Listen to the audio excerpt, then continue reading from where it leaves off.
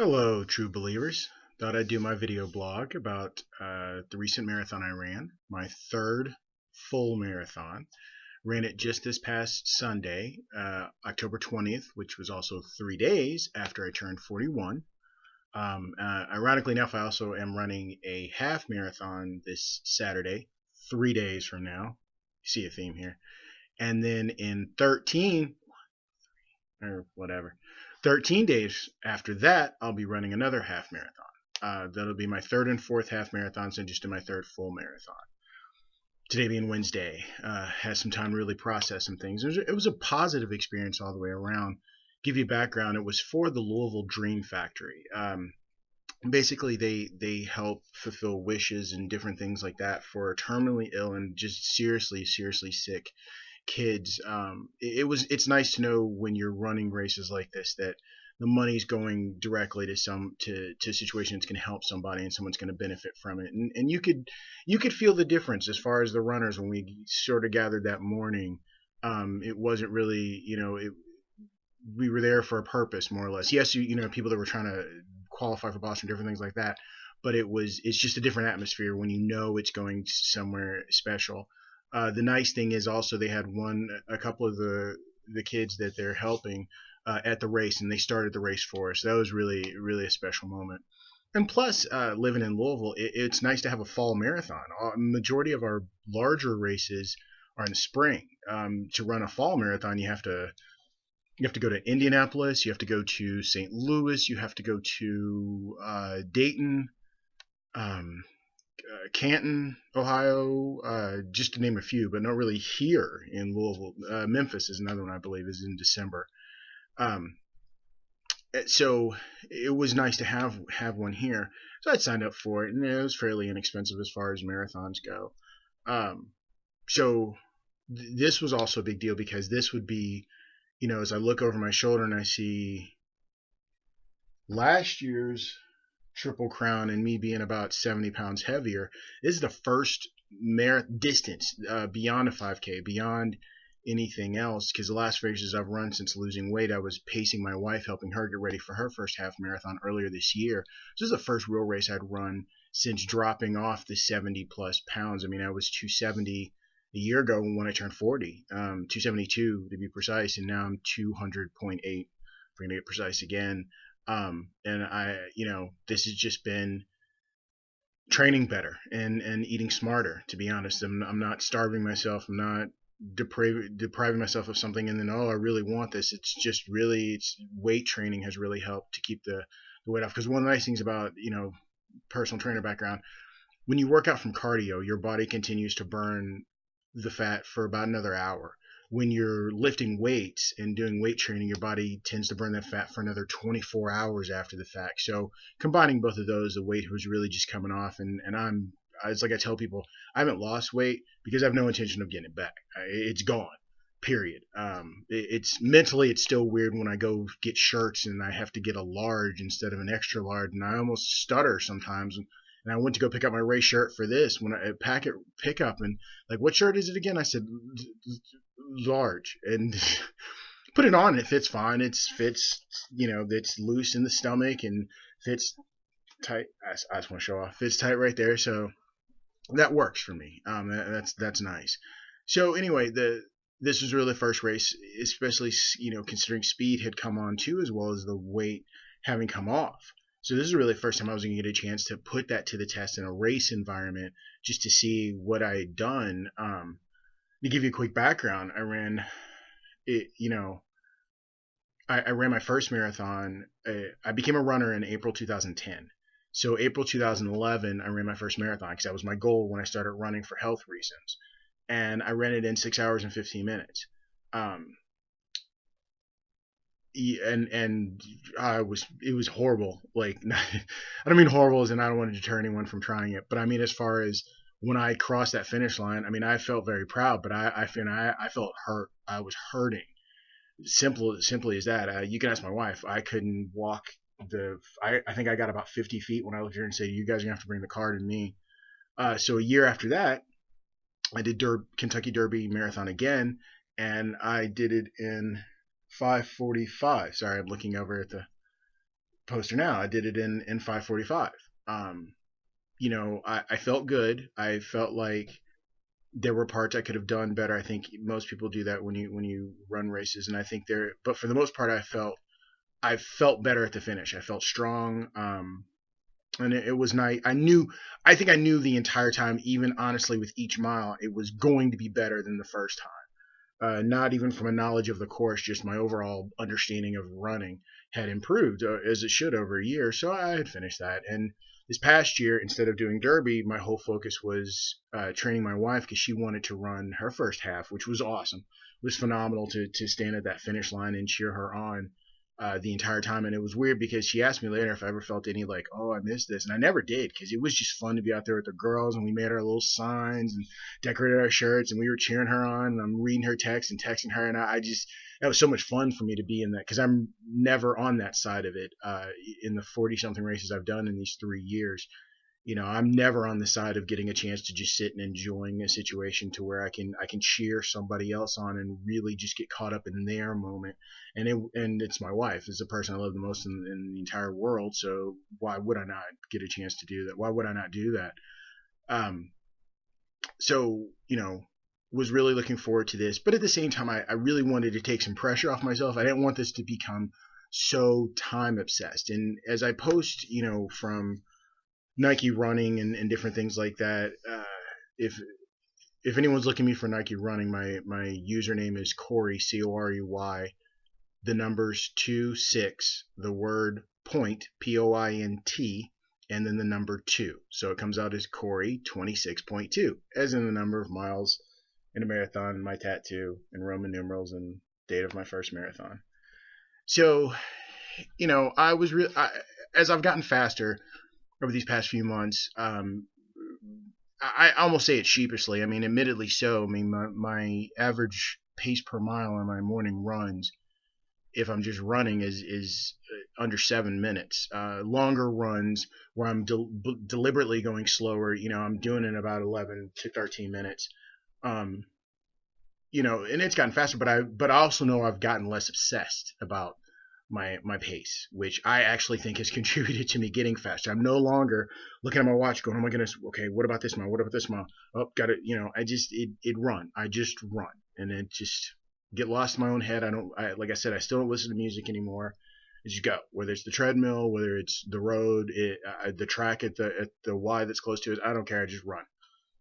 I'll do it a stop and start to see. I usually, especially for training, I really just put in the number of miles I'm supposed to do and wait for the thing to tell me I'm done. And I go back and look then. Other than that, I don't get obsessed over it anymore. And it makes me a happier runner, to be honest. So I was curious to see how this was going to translate in a marathon. Because again, running 4, 5, 6, 7 miles, if you're training to run 26.2, it's a different beast. It's a different beast on how you're going to handle it.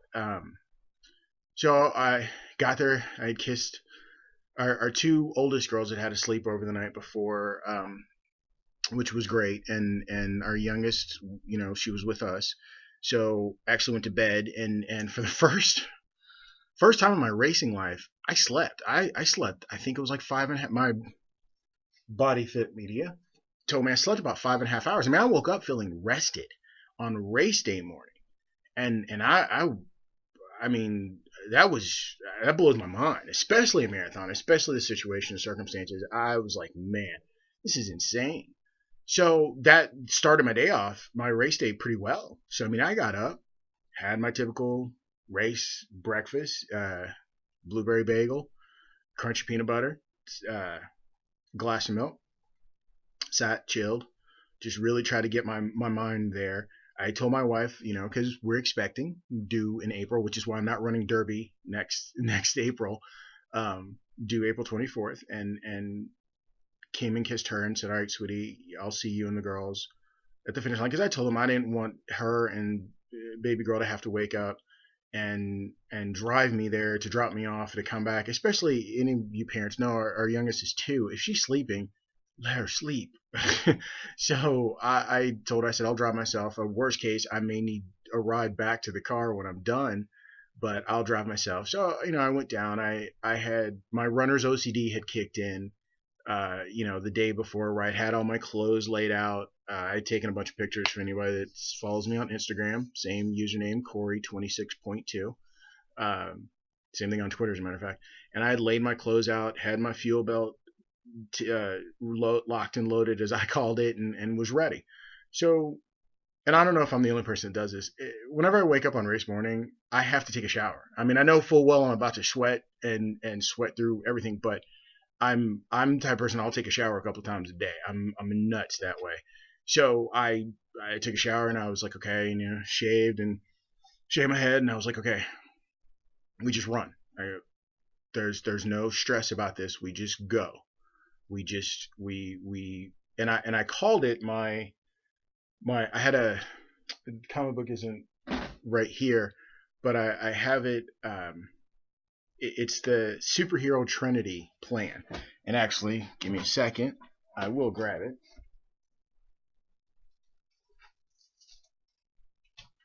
It's what I call the superhero Trinity plan. Okay? And as you see, the three symbols on there. There's the first part of this was the Batman phase. The second part was the Wonder Woman phase. And the last part, a little biased, was the Superman phase. And this occurred to me when I was taking a shower. I said, this is how we're going to approach this. And I'll explain it. And I text my wife. I said, I'll explain it to you when I see you later, babe. So the Wonder Woman phase would be the first half, the first 13.1 miles. And that mentality was, don't get caught up in what I call race turbo. Don't get caught up in the crowd. Don't get caught up in the hoopla. Don't get caught up in everybody coming out the gate like they are just crazy. We keep a time frame. This is where I fall victim a lot of times for me in races, that I get caught up in that and then I'm gassed out, or my glycogen tank, my glucose tank is completely empty come a certain point. And once it's empty, no amount of gels, Gatorades, Nathan's, whatever, Heeds, whatever is going to help if you're empty when you're out doing something active. So I said, okay, we're going to stick to this. And I said, what's a good time we can work with that won't be so slow that it's not a productive thing and I'll get bored, that won't be so fast that I'm going to have a kick. And I had said 13. I figured 13 and a half. First mile comes in. I couldn't go slower. I mean, honestly, the only way I was going slower than I was, I would have had to just stopped. And so I kept the pace. It was about 11 and a half. 11 minutes, 30 seconds. But it felt comfortable. So I was okay with, and anyone knows you're running a race, you make adjustments on the fly. You have a plan, but you have to be open-minded to make adjustments on the fly. You just have to. So I said, okay, we're going to adjust the 13 to an 11 and a half. So, and it was hard because those first couple miles, I really thought, I think there was one time I actually turned around and I saw that I wasn't, because I was convinced I was dead last. I'm not kidding you. I was convinced I was the last person in the race. And this was a marathon and a half marathon, because I know I saw everybody just pass me in the first couple of miles. And I started to and even as I describe it, I see it in the video playback. My shoulder started to get a little tense, and the face changes, and your head drops a little, and you start pumping with your arms, and you're like, no, pure ego, pure pride. And I looked at my watch, and I started to see it was saying like 10-minute miles, and it was starting to see, I saw 9:15, and I said, no, stick with the plan. It is a marathon, not a sprint, literally. So let's stick with the plan. Toned it down. And honestly, I kept checking my clock, not because I was obsessed with time, because I wanted to stay with the plan. Saw these people pass me, and everyone, that's not fair, but some people were passing me and being very patronizing, and stick with it, you'll be great, you just keep going, okay, you just keep moving. I just nodded, and that's fine. I understand people were trying to be encouraging, and so I just kept going. I kid you not. When we got to the halfway point, because it's an out and a back, so we hit that loop and we hit that middle timer, that clock where we stepped over it, I had passed every single person that passed me in the first mile. I wasn't cheering when I passed them. I actually was worried because there were a few people I passed that I wasn't sure if they were about to fall over. And I think the greatest compliment I got from somebody was probably around mile 18, was a lady I had who had passed me, had made some little comment, whatever, and I passed her, and she kind of looked. She said to me, I said, hey, I know it was Molly Tink. Says, hey, we're in single digits now. We're almost home. And she goes, wow. She goes, you're actually out here getting stronger. She's like, I remember passing you. She goes, you're out here getting stronger, and it's mile 18. She goes, you run your race, young man. And I said, thank you. And I said, I'll see you at the finish line, and kept going. And it was cool. Did my thing. So phase 2, the Batman phase of the race, was mile 13.1 till about mile 19. And I'm sorry, let me explain. The first phase was the Batman phase. That was miles 13. That was mile 1 to mile 13.1. The reason why it was called the Batman phase, there was a point. I needed to be disciplined. I needed to be disciplined beyond my gut instinct, beyond my ego, beyond my pride, beyond my machismo, beyond whatever it was. I need to stay disciplined to what I have trained myself to do and what I know better than myself that I need to do. That's why it's called the Batman phase. There's no superhero more disciplined than Batman. He has no superpowers, but he's the most disciplined person on the planet. And he puts in hours of training, and that's why I called it that. The second phase of that was the Wonder Woman phase, and that was mile 13.1 to about it's going to be another 6.5 miles, so mile 19, mile 20. And that was the strong, consistent phase, because again, no one's more strong and consistent than Wonder Woman. And that was stick to it. And now we're going to get to about the 10-minute mile mark. And I said, okay, we hit that 13.1. I said, okay, let's get up there. And that took some punishment. I will not exaggerate. But I said, let's stick with it. And sure enough, I'm starting to see all these people that I passed. I'm seeing them, and they're like, everybody's starting to say, wow, looks like you're gonna finish. You finish good. And it was nice. And then about mile 20 is the Superman phase, and that's whatever we got. It goes. We go. Whatever is left, whatever's in the tank, we go. We get home. Every race I've ever run, when I text my wife, because she's going to be there with the girls, and I want them to, she wants to know if I'm okay. And when I've gotten to the last bit of a race, in this case, usually it's like mile 25 if it's a marathon, or mile 10 if it's you see the point. I always text mile whatever dot I'm coming home, exclamation point, because that's my goal when I run. It's to get back to my family. That's home. That's it. They're at the finish line. They're home. That's where I'm getting to. So mile 20, I was like, this is it. I don't know what we have in the tank. I really wasn't sure, but it was all getting emptied out on that course. And I went. And I think it was someone caught I'll post a picture below. One of the photographers caught a picture of me, and I posted on my Facebook page. And a lot of people were like, you're looking strong. And I laughed because it was mile 25.2, because I know I had a mile left. And I didn't remember the photographer till after I had done it. I remember thinking I need to go back and look at that picture, but I was talking to myself. And that race, I had a mantra. I've had mantras before in races, and they've all been the same one. But this one had changed, and I just kept saying at certain points in the race, when I wanted to start walking, when I thought maybe the wall was creeping up, and I said, let's just, and it was 4 words, 2 sentences: my time, my shine. My time, my shine. And it was mile 25.2, and I mean, my legs were tired, but I was almost home. And those are the times when it's, weirdly enough, you've run 25.2 miles, but suddenly you want to walk the last mile. Go figure. But I said, I'm almost there. And I knew when I turned that corner, I remember the distance from when I would turn the corner to where the finish line was. And I said, I know I'm going to turn it, and I know instantly I'm going to find Damari, and I'm going to find the girls. And I just kept saying, my time, my shine. And we're almost there. My time, my shine. My time, my shine. And he caught me, and I'm looking down, and it's kind of a weird smirk, and I'm kind of talking to myself, and I had posted, I said, this is what I was saying. And I remember going, and I turn that corner, and I see the finish, and I look over, and I see a beautiful woman in pink, and I knew it was Damari from 150 yards away. Couldn't tell me any different. And I'm waving and see the girls, and they're cheering, go Poppy go. And our youngest, our Tia's like, go Poppy go. And it was really neat because then everyone at the finish line starts to clap for you as you finish. I mean, everybody, workers, other runners. It was, the DJ, everybody's doing it. So I got to finish, and it was very cool. I'm before I go over time and everything, the really neat thing was the marathon was just very well put on. I mean, we got to go from Zorn Avenue and River Road, which if you're not in Louisville, that doesn't mean anything, but if you are, you understand that. Down to taking the Louisville Loop to Chickasaw Park, looping around Chickasaw and coming back. So on the way out, the Ohio River is literally on our right hand side, and it was a gorgeous day. It was what started out, I think, in the 40s, went to 65 by the time we were done. So I mean, it was perfect running weather. There was no wind, no rain, sunny.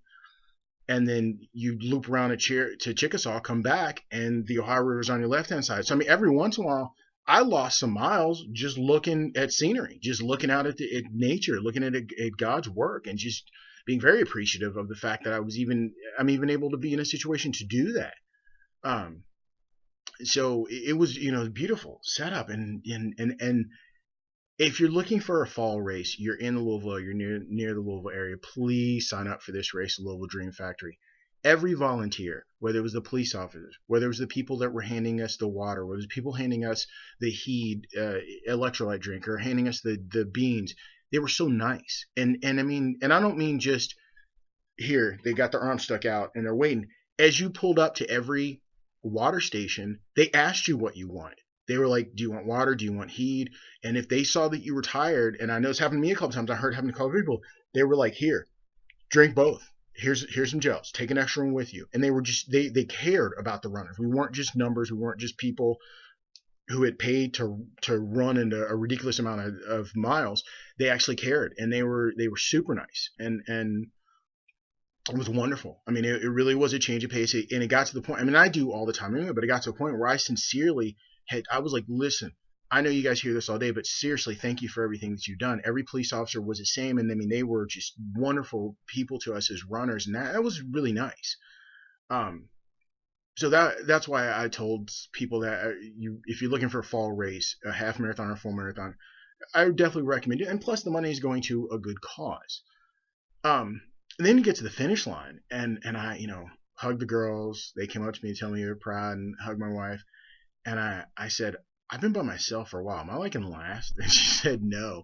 Well, then it was cool. She's like, are you hungry? And I said, well, yeah, I'm kind of a little hungry.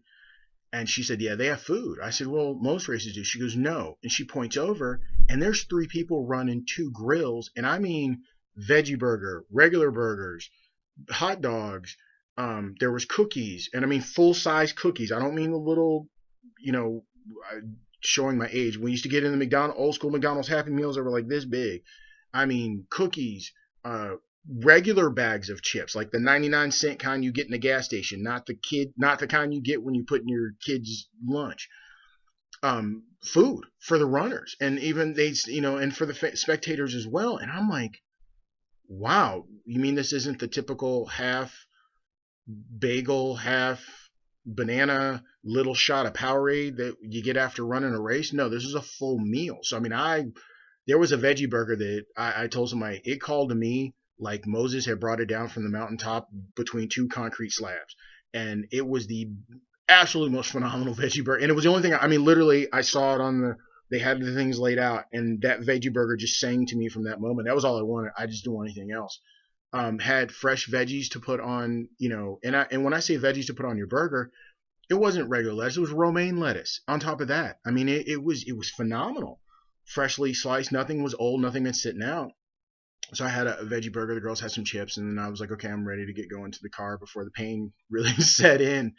But I look at my watch, and I'm looking at the time, and I was floored.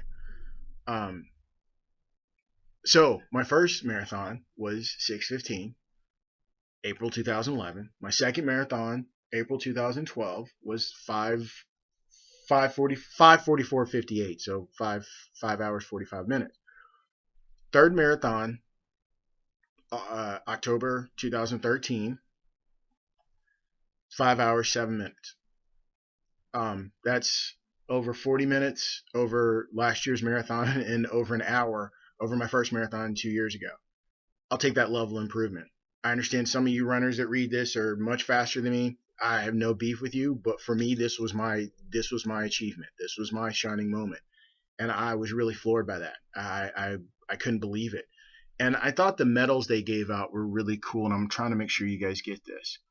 So it says Dream Factory in the circle, and then it's got 26.2 in the star. And what I like about this medal is I wear this. I'm wearing this as a necklace. This is my own little subtle thing, and I thought that was really kind of cool. Because I have no, don't get me wrong, I have nothing against the wall of medals I'm looking at right now, and I love those. But other than the first day, usually after a race, I don't really wear a medal. It goes up on the wall. This is something I can wear all the time, and it was nice. It was just cool. It was really cool. But and my daughters, anybody that knows these rubber band things, my oldest and young and middle made each one of these for me for the race, so I had not worn them until the race.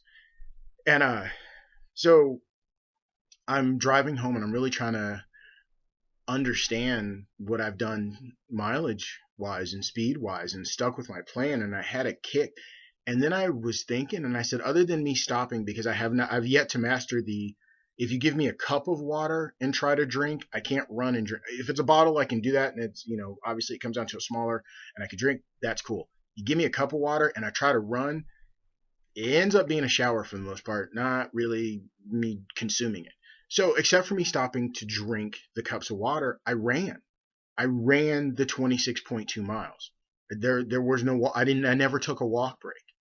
I started to feel a cramp in my hamstring because I'd had a problem with my hamstring a few weeks ago, and I thought, oh no, and started to get that panic mode, and I said, no, no, no, and I had that mentality going into this race. No negative thoughts. They're not allowed. No negativity is going to live rent free in my head anymore. It's the first of the month, rent's due. And it's flat out. I was done. And I never faced that. I never faced the wall. I never once was like, oh my goodness, I can't do this. Why am I doing this? I'm the dumbest person. Or thoughts have gone through my head when I hit the wall in races. It never happened. I just kept saying, keep going. Just keep going. Just nobody's around. Just keep going. So even when I started to cramp, and at one moment I was like, maybe I should try to take a walk break. And I thought, why? If I'm going to cramp, I'm just going to cramp sooner and be further away from the finish line. So just keep going. And I just did. Just kept going. And cramps worked themselves out while I was running. It was the weirdest thing in the world. I've never had that happen where I started to get a cramp. And you know that feeling where that next movement, it's going to seize up. And I just kept running and it would work itself out. So I just kept going. That was it. That was all I was going to do. Just keep going. And I kept the vision on my time, on my watch, looking at just pace per mile. I never once put it on total time because I didn't want to become obsessed with that. Just run. We had a plan that was based on my pace per mile. That's what I stuck with. That's all I was concerned with. The time I spent running, I was going to find out when I finished. And I didn't know until I really got to my car and sat down and looked at my watch. Other than that, I knew I'd stayed on where I wanted to stay. Everything else was going to fall for itself. So fast forward to Monday, my wife texts me, and she's a much smarter person than me. I've said that publicly and privately. I've said it several times before, and I sincerely mean that. She's like, have you looked at the results page? I was like, no, I know what I ran. She's like, you placed in the top 10 in your age group. I was like, nah. And she sent me the text, and she took a picture and sent me the text, and I did. I finished, at 10th, but I finished top 10 in my age group, and I'm amazed by that. I'm still a little I sheepish when I in case you can't tell when I talk about it, because I'm like, wow. That's wow. So that's pretty cool. And I'm 3 days out from just completing my third marathon, and in 3 days I will complete my third half marathon, and that'll be big hit. That'll be that's the one that finishes at home plate at Louisville Slugger Field, which is really cool. They enlarge it out. I'm excited to run that. So I'll update that next week. But this was pretty cool. This was really, really neat. So I'll include some pictures down below that you guys can take a look at. And I hope everyone's doing well, and stay good. And I'll see y'all later. Bye.